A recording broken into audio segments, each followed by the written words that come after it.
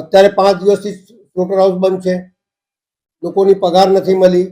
એ જ વ્યક્તિ જે અહીંયા કામ કરે છે 14 એ કામ જ નથી કરતો, તો જે ટેન્ડર આપ્યું છે તેની લિમિટ પૂરી થવાય છે, તો એના ઉપર કડક પગલાં હોય કે ભાઈ તારી ટાઈમ લિમિટ પૂરી થઈ ગઈ, બ્લેક લિસ્ટ ચલો. લોકોને જે જુદી જુદી બીમારીઓને લોકો પલાયન થઈ રહ્યા છે એ શહેરને શરમજનક બાબત છે. મોટી મોટી વાતો નહીં કરો, પણ પાયાની સુવિધા નથી તમારી પાસે.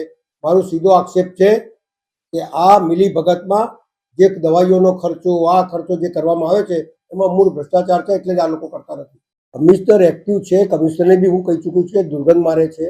હું કહી છું કે સ્લોટર હાઉસની આ પરિસ્થિતિ છે, પણ કમિશનરને લઈ જનાર હોવું જોઈએ ને, અધિકારી ના લઈ જાય, એમની તો પોલ ખુલી જાય, નહીં તો આ કમિશનર તો એક્શન લેશે.